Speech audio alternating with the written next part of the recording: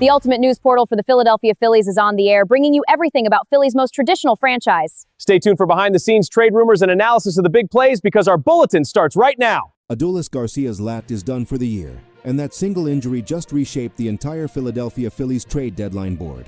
We're 11 days out from August 3rd, and the front office, under GM Dave Dombrowski, now has a gaping hole in right field with real playoff stakes attached to it. So let's skip the fluff and go straight to the number that matters. Taylor Ward. ESPN's Kylie McDaniel and Jeff Passan just dropped Ward's name as a legitimate Phillies fit. And once you run the payroll math, it's not hard to see why Dombrowski's people are circling this one hard. Start with the competitive balance tax reality.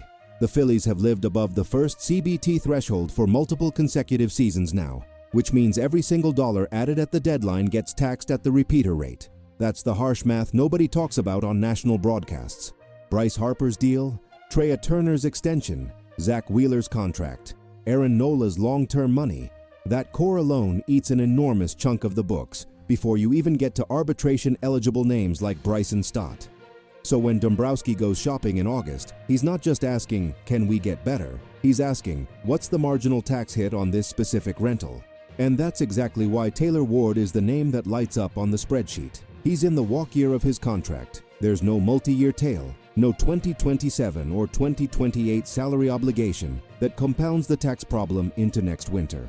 For a front office that is already flirting with the second and third CBT thresholds, where the penalties escalate from draft pick compensation all the way to a shifted first-round slot, adding a 2-month rental with zero future commitment is about as clean a transaction as you can find in this market. Let's talk about what Ward actually brings, because the underlying metrics matter more than the box scoreline right now. Ward is sitting at a .256 average with a robust .385 on-base percentage through 95 games, and he's already drawn 73 walks. That's nearly matching his full season 2025 total of 75 in barely 95 games this year. That kind of plate discipline is exactly what the Phillies lineup has occasionally lacked in high-leverage innings, especially when Kyle Schwarber and Harper get pitched around. Ward's chase rate is elite for a guy who's also shown he can still do damage. His exit velocity readings on StatCast this season still sit comfortably above league average even with the power numbers down. Here's the nuance though, and it's the same nuance McDaniel and Passan flagged in their report. Ward's barrel rate has dipped, but his walk rate spike is masking that. He's a different offensive player in the first half of 2026 than the guy Baltimore traded for over the winter. That's actually good news for a rental acquisition. It likely lowers the prospect cost. Teams don't pay a premium for a fringy defender in left field whose power is projected to regress positively rather than currently performing at peak output. Dombrowski, historically, loves buying players in that exact valuation dip, betting on second-half regression to the mean. Now, where does he actually fit in the batting order? This is where things get interesting from a lineup construction standpoint. If Philadelphia is running Turner leadoff, Schwarber in the 2-hole, or cleanup depending on the matchup, Harper in the 3 or 4 spot, and Nick Castellanos somewhere in the 5-6 range, Ward slots in beautifully as a table setter in the 6 or 7 spot, a hitter who's going to work counts, extend at-bats, and give the bottom of the order actual on-base juice instead of an automatic out. Given Garcia'S lat injury wipes out the right field production entirely, Ward doesn't even need to be a middle-of-the-order bat. He just needs to be competent defensively in a corner outfield spot and get on base in front of the young hitters or behind Castellanos. He checks both boxes even with defensive value some scouts call fringy but fine. Let's get into the return package, because this is where Phillies fans need to pay attention to the farm system rather than just the big league roster. Philadelphia's system isn't the deepest in baseball, but it does have graduated pieces and depth arms that intrigue rebuilding adjacent clubs like Baltimore. Since Ward is a rental, not a multi-year control player, expect the ass to land in the range of a mid-tier pitching prospect or a bat currently at AA Reading or AAA Lehigh Valley, not a top 5 organizational asset. Dombrowski has shown a willingness in past deadlines to move complementary lottery ticket arms rather than his true blue-chip names, and given the state of the farm depth chart, that's the most realistic scenario here. Baltimore, for their part, is reportedly looking at controllable pitching depth more than immediate big league help, since their own roster is in a different competitive window this summer. There's also a broader roster construction angle worth unpacking: payroll flexibility for 2027.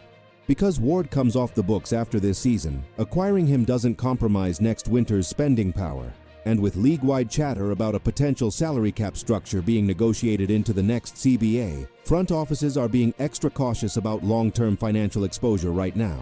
A rental fits that hesitancy perfectly.